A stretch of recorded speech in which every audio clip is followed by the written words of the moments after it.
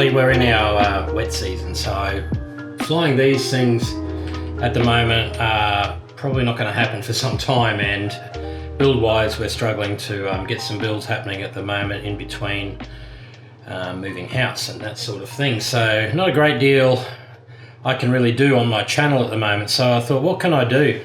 I'm thinking I might do a few little series videos, mainly focused for the beginner who's trying to get into FPV flying and wants to look at how we do things with our goggles and all the bits and pieces that goes into a craft like this that's suitable for either long range or speed flying. This series is going to be built mainly to help the new pilots out to fly safe and to teach them a bit about what's required if you want to get into FPV flying. So this will be the first episode of the series. The series is going to be called FPV Fundamentals. It's a little series, like I said, is designed to help understand the core of modern flying FPV, using a bit of a step-by-step guide. So what we're going to do in this first one, we're going to start with the heart and brain of every FPV aircraft, and that is the flight controller. So by the end of this video, you'll know exactly what it does and why you need one and how to keep your plane flying smooth and safe. So what exactly is a flight controller? So in simple terms, it's an onboard computer that acts as the brain of your FPV craft. It constantly reads data from sensors like your gyro, accelerometer, barometer, compass and GPS, and makes thousands of calculations every second to keep your plane stable, flying correctly to your controls. When you make a control input, let's say left banking, your transmitter sends a signal to the receiver, which passes it to the flight controller. The flight controller then combines your command with real-time sensor data and decides how much to move each servo or motor to achieve that motion smoothly. So without a flight controller, your plane would respond directly to your sticks, so every gust of wind or any turbulence would throw it around. You would have to correct anything that it does. With a flight controller, you get smooth locked-in feel that looks great for FPV flying and the video footage that you can produce. So let's break down how it actually works. Every flight controller has three key parts. Inputs, which is where your receiver connects.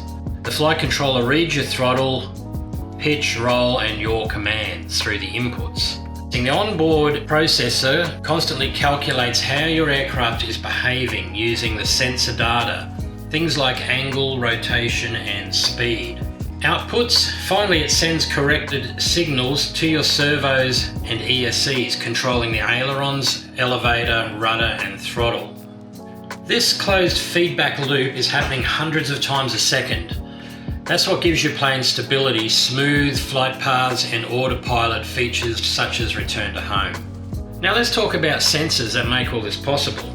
So all these flight controllers here, they have a gyroscope. This measures how fast your plane is rotating, roll, pitch, and yaw, etc. There's also an accelerometer in here. It detects the changes in direction and helps your flight controller keep your aircraft nice and level. There's also a barometer, measures air pressure to estimate altitude. There's a magnetometer, also known as a compass, which tells the flight controller which direction the plane is facing. And you've also got your GPS, which will connect into the flight controller, which tracks your position, speed, and heading. That's crucial for navigation, return to home, and all waypoint missions. When these sensors work together, the flight controller builds a constantly updating 3D picture of your aircraft's motion and position. That's what allows features like your cruise mode, position hold, and auto launch to work. Modern firmware like INAV give us multiple flight modes to choose from. Let's run through the most common ones for fixed wings. Manual mode. Your inputs go straight to the servos. The flight controller just passes a signal straight through, full control and no stabilization. This is a mode more for advanced pilots. Angle mode or stabilize mode. The flight controller limits how far the plane can tilt and automatically keeps the wings level. This is the mode that you would choose if you're a beginner. Horizon mode blends manual control with self-leveling. You can still do rolls and loops, but the flight controller recovers when you let go of the sticks.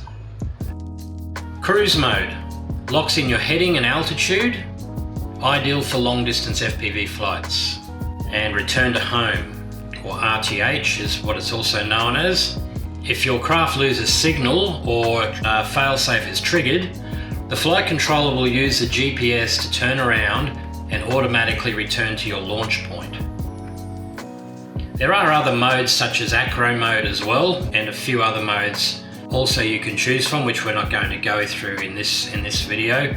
But these flight modes are what makes INAV so powerful. You get the freedom of manual flight with the safety net of automation. So why does all this matter? Because a flight controller doesn't just make flying easier, it makes it safer and smarter. You can monitor your battery voltage, GPS coordinates, airspeed, and even signal strength, all live through your on-screen display.